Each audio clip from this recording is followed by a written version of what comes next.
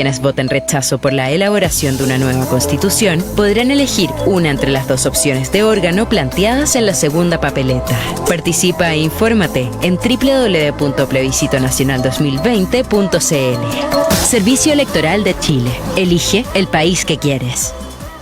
Atención emprendedores del sur de Chile, ya están abiertas las inscripciones para Impulso Chileno, el concurso que cada año premia a emprendedores como a Christopher de Nacimiento, a Amalia de Futrono o Jocelyn de Chiloé. Postula hasta el 11 de octubre en impulsochileno.cl. Impulso Chileno, con los emprendedores que mueven a Chile. Una iniciativa de Fundación Luxich.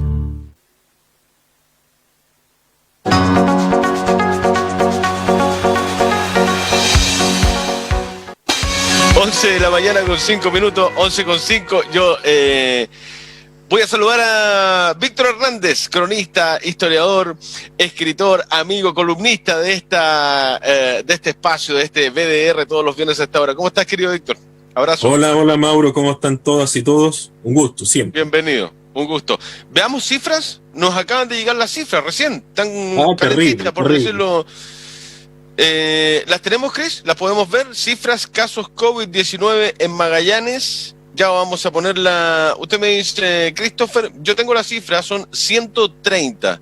130 contagiados en las últimas 24 horas. Señoras y señores, 130 nuevos casos de COVID-19 en Magallanes. Llegamos a un total de 8.787 con casos activos de 1.417. 130 casos nuevos en las últimas 24 horas. Ya lo dijo el Seremi de Salud esta mañana. Ahí está la lámina. Muchas gracias, Cris. Ya lo dijo el Seremi esta mañana. Mientras no tengamos en promedio entre 20 a 30 casos durante una semana, no salimos de la cuarentena. Lo volvió a confirmar esta mañana en entrevista con nosotros Eduardo Castillo, el Seremi de Salud. 130 casos, vamos a ver, siguen saliendo algunos antecedentes que ya se los cuento más ratito. Bueno, con eso partimos. Y partimos también con un truco que te cantó Guillermo Muñoz hace unos minutos, que Stephen King debería ser el próximo ganador del Premio Nobel de Literatura. Quiero, dile. Quiero ya. Bueno, es que Stephen King tiene una película de la cual, o sea, tiene un libro de la cual se hizo una película que es muy, muy interesante, muy bonita, Christine, basada en ese auto, el Plymouth del año 1957, que creo que es una película del año 1983. ¿Ah? Y Stephen King, que es uno de los escritores que podríamos decir de ciencia ficción, de bestseller, de la novela negra también de Estados Unidos, donde muchas de sus obras han sido llevadas al cine con éxito. Así que, sin lugar a dudas, acepto el reto que nos... Tapa el Nobel de Literatura, ¿no? Interminable, claro. La cantidad de material que tiene, interminable. Sí. 60 novelas, me decía Guillermo. Y a veces se llega a la conclusión de que la obra escrita de King es mejor después que las realizaciones cinematográficas, que me perdone. Siempre pasa eso, ¿no? Siempre pasa eso.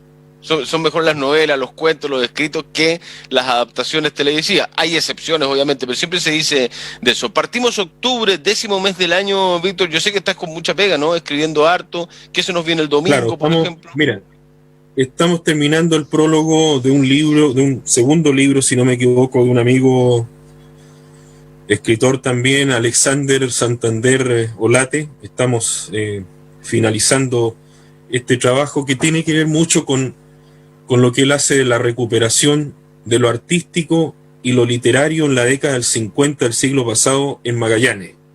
Una década que ha sido muy poco estudiada, porque uno analiza casi siempre las publicaciones que tenemos en todo sentido, en todo tipo de disciplinas.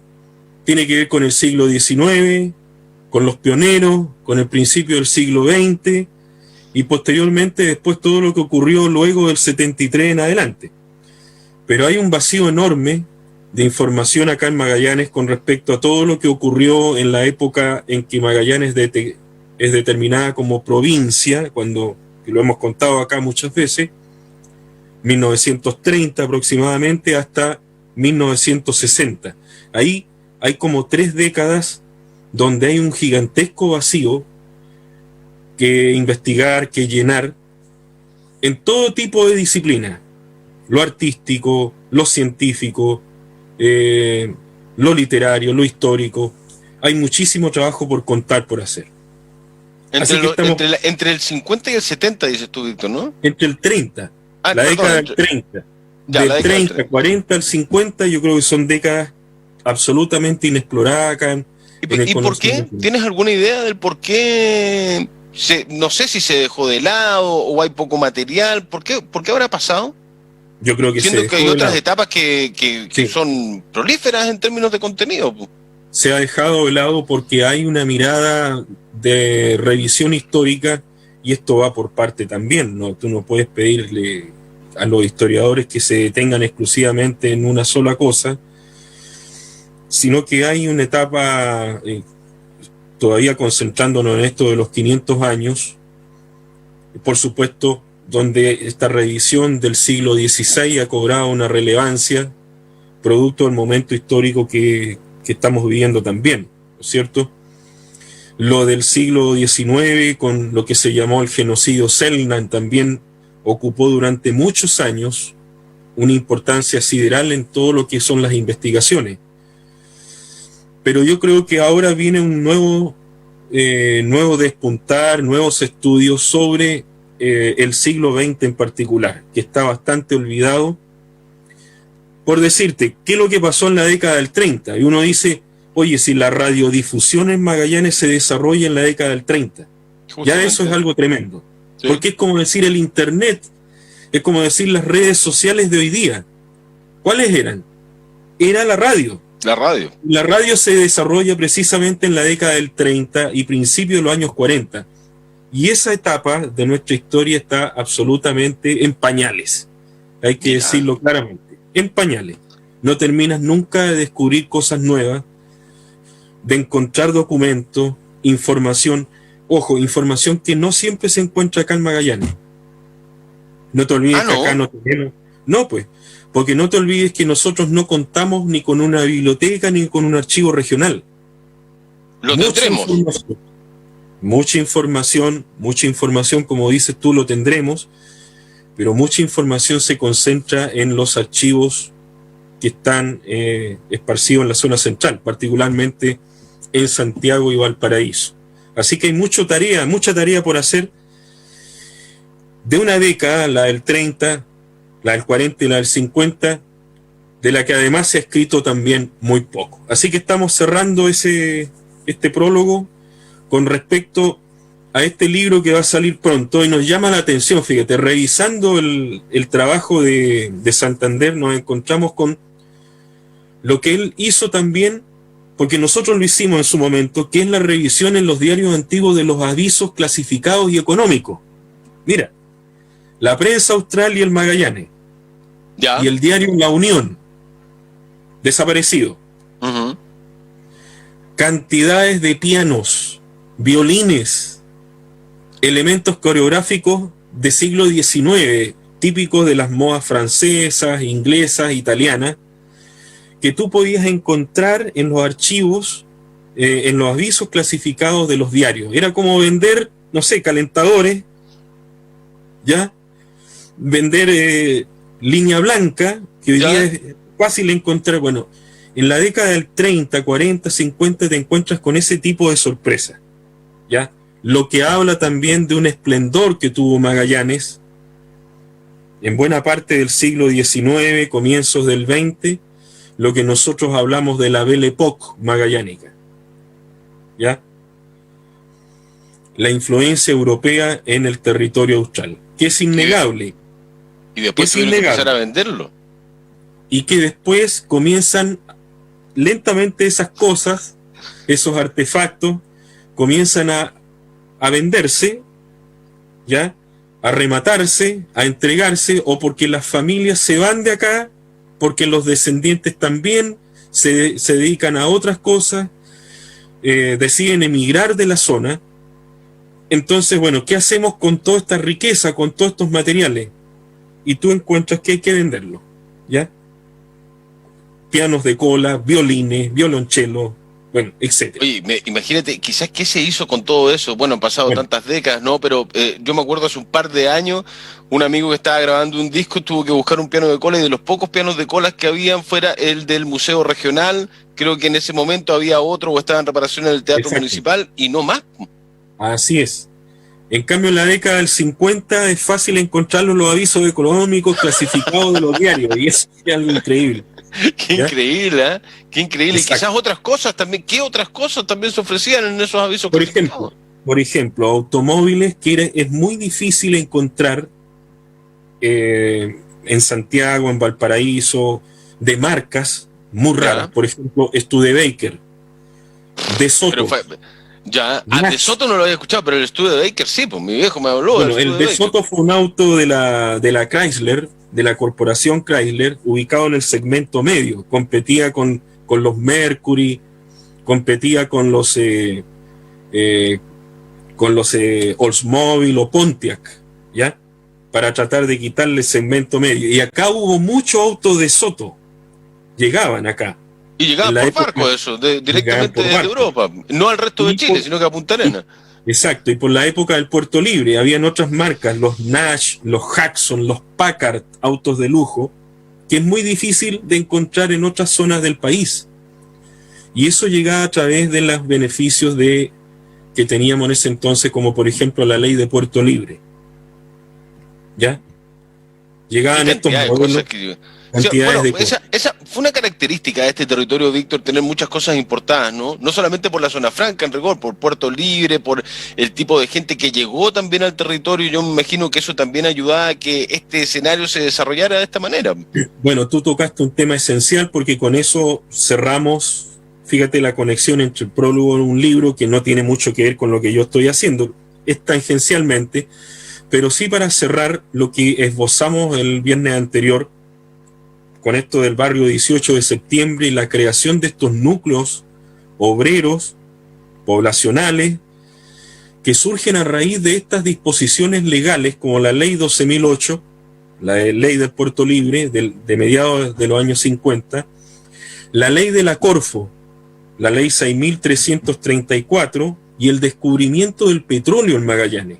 Lo que significó una gigantesca emigración de la zona sur del país, particularmente Valdivia y esencialmente Chiloé, hacia la Patagonia, y tenemos el caso de que el censo, por ejemplo, de 1942, acá en Magallanes, hablaba de que Punta Arenas solamente tenía una ciudad, era una ciudad de 40.000, 45.000 habitantes, no más que eso. Y en 1970, es decir, en 30 años, un poco menos de 30 años, la población se había duplicado, es decir, Punta Arenas tenía 80.000 habitantes. Entonces, ¿al 70? Exacto. Tuve los dos censos, 42 al 70. En 28 años se duplicó la población en Punta Arenas. Y es producto de este gran incremento migratorio que hubo, producto de las leyes generadas, ¿no es cierto?, desde el Estado para fomentar el desarrollo económico, socioeconómico acá en la zona. Que básicamente era el Puerto Libre, Víctor, ¿cierto? Era, claro, el Puerto Libre del año 1955-56, que se mantuvo hasta el año 77, hasta que se abre la zona franca. El problema es que el Puerto Libre desde el 56 hasta esa fecha tuvo una serie de recortes. Jorge Alessandri hizo el primero, el más importante, el 62, Eduardo Frei Montalva después, Salvador Allende después, y Augusto Pinochet después finalmente lo terminó y lo reemplaza por esta ley de zona franca. Pero entre el 56 al 62 se vive este apogeo, esto, como dices tú, del beneficio de la ley de Puerto Libre en su totalidad, y ahí es donde tú ves un crecimiento demográfico muy importante, crecimiento también de manufacturas, la llegada de productos del extranjero, particularmente Estados Unidos y Europa, y junto con ello la migración que viene de la zona sur austral, desde Chiloé y Valdivia, de gente que viene principalmente a trabajar al puerto o a las labores relacionadas con el puerto. Y esta gente tiene que vivir, ¿no es cierto?, en algún lugar. Y acá tenemos un terrible déficit de viviendas. Hay informes sobre la materia que incluso llegaron al Senado de la República, que habla de la grave crisis de déficit de viviendas acá en Magallanes. Entonces, frente a ese problema, la llegada de gente del norte, de Chiloé principalmente, que vienen a trabajar a las labores del puerto, con sus familias, porque no vienen solos, y ahí es donde aparecen, desde la municipalidad de aquel entonces, una serie de soluciones de carácter social, que hace posible, ¿no es cierto?, que se creen estos grandes núcleos obreros, Playa Norte, el barrio 18 de septiembre, las poblaciones que están en el sector Carlos Ibáñez, El Pingüino, que nosotros hemos escrito y también hemos contado acá en el programa. Que era como la lógica consecuencia de las soluciones que tenían que empezar a trabajarse, ¿no? Porque para poblar este territorio tan austral había que tener algunos beneficios, el Estado tenía que entregarle algunos beneficios a los habitantes que se venían, ¿no?, que migraban hacia Magallanes en ese momento. Ah, claro, porque se está produciendo la riqueza, ¿no es cierto?, trae la mano de obra, pero ahora nosotros tenemos que proveer a esa mano de obra la solución habitacional, y esa no está. Y tampoco la ley facultaba ni al municipio, ni al Estado, ni al gobierno en ese entonces para decir, ¿sabe qué? Acá tenemos más presupuesto para que ustedes los vamos a subsidiar para que puedan construir sus viviendas, o para que el Estado les entregue algún tipo de crédito para construir sus viviendas. Pensemos, en 1950, 55 todavía no existía ni siquiera la Corporación de la Vivienda. No existía un Ministerio de Vivienda, entonces hay que, por eso que el contexto histórico también es interesante acá. Fundamental. Es fundamental. Y en la misma época en que se están tomando estas decisiones acá en el Austro, fíjate, en 1955, 57, en Santiago se está creando la población La Victoria. Se están empezando a hacer las tomas de terrenos de pobladores que salen del campo y llegan al sur de la ciudad, principalmente hacia el sur de Santiago, ¿no es cierto?, y comienzan a ubicarse en campamentos. Y bueno, todo este movimiento social, migratorio, que es dado por la misma gente, por nacionales, ¿no es cierto?, que salen del campo hacia la ciudad, ocupando estos grandes zonas urbanas, lleva a que el gobierno de Carlos Ibáñez primero y Jorge Alessandri después desarrollen esta idea de la Corporación de la Vivienda, que después en el gobierno de Eduardo Frei Montalva va a retomar un nuevo nombre, que es ya incorporarlo como un ministerio aparte, el Ministerio de la Vivienda.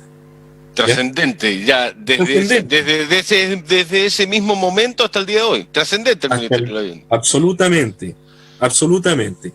Entonces, hay dirigentes, y con esto no me quiero también, no quiero cansar, pero hay dirigentes que nacen de estos grupos que se foguean en la lucha social, sindical, y aquí es donde aparece un dirigente societario, un hombre que proviene del mundo de la construcción, luego pasó a las zonas del campo y después terminó en labores con el sindicato de estibadores.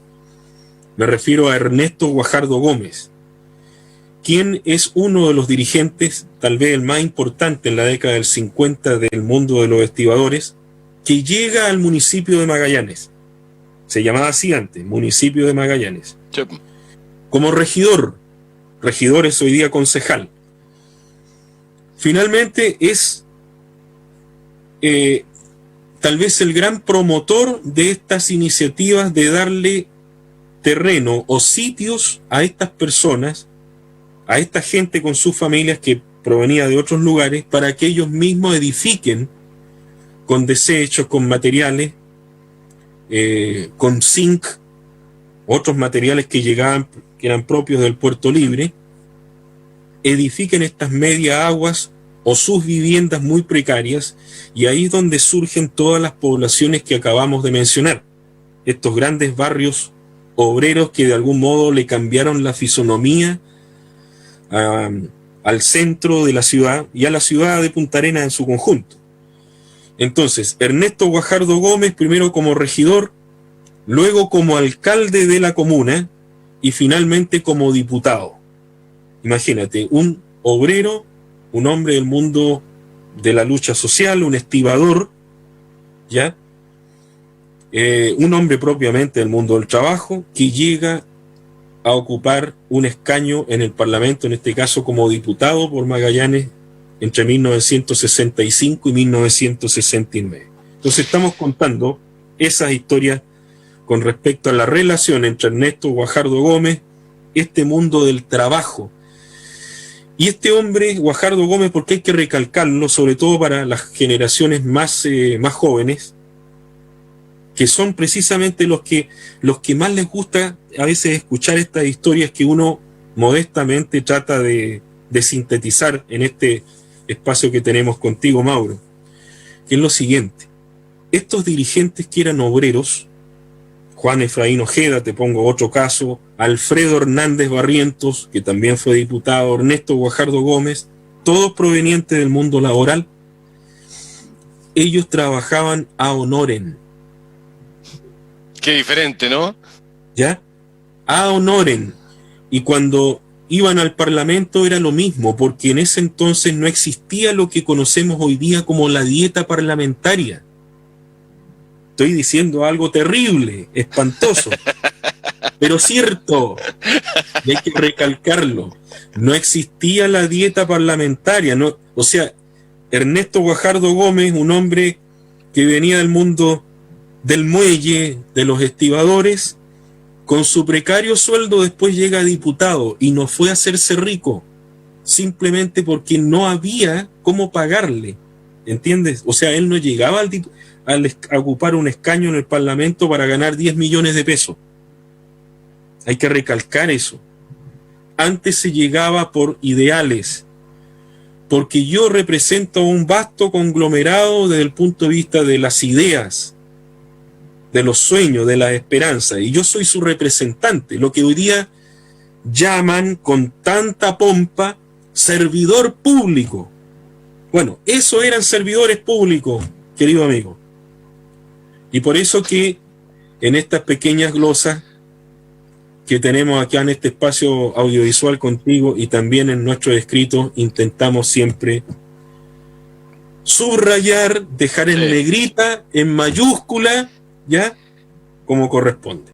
Y comparto contigo todo lo dicho, mi querido Víctor Hernández, en los viernes de historia, todos los viernes a las 11 a esta hora. Vamos a estar ansiosos esperando también el escrito del día domingo en el Magallanes. Víctor, te manda muchos saludos a la gente por WhatsApp, por Facebook. Muchas gracias. Un abrazo afectuoso. Vamos en los próximos viernes, Mauro, para cerrar, antes que me vaya, compartir también, porque tenemos que sintonizar un poquito con esto de los 500 años.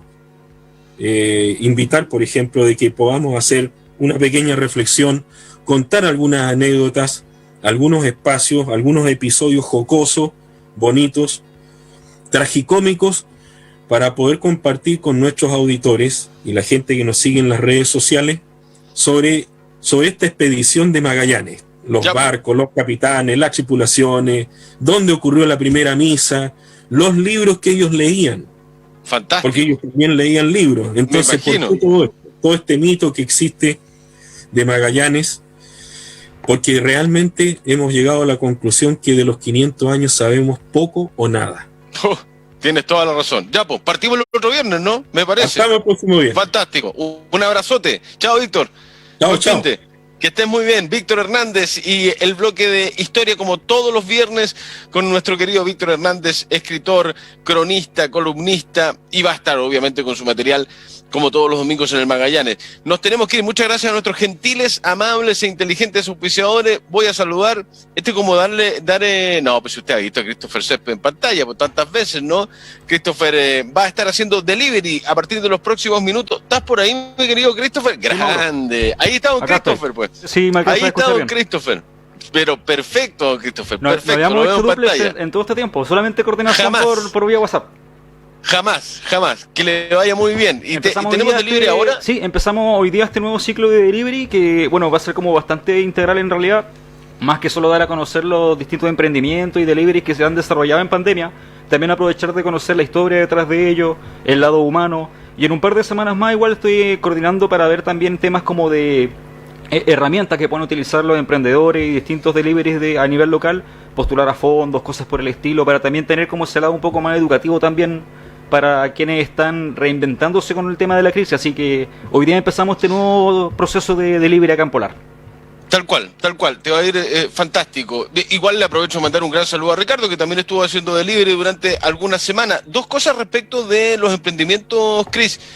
Más de 60 emprendimientos parecidos a un almacén o venta de servicios o materiales se han creado en los últimos 2 meses y medio. Sí, Leía ese dato hace un rato, la salida de almacenes, de lugares de abastecimiento de abarrotes han tenido pero una aparición últimamente, pero de hecho el invitado que vamos a tener en el siguiente bloque abrió hace 2 días un mini market. Mira, Sí, un mini por market ejemplo. recién, sí. Y se está dando Y lo mucho otro- también que en sectores poblacionales están saliendo varios de estos lugares.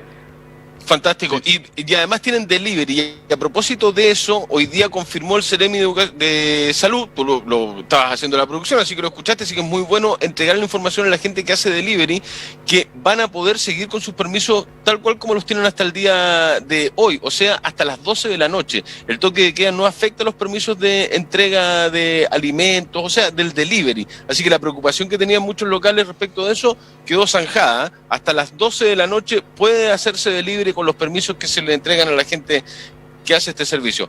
Mucha suerte, mi querido Cris, ¿eh? Y después noticias a la 1. Y tiene muchas cosas. Y el 25 de octubre, transmisión in extenso del plebiscito. Sí, ahí estamos también. preparando ya el equipo, las coordinaciones necesarias para el día 25 de octubre para llevar la transmisión del plebiscito a los hogares de los auditores de Polar.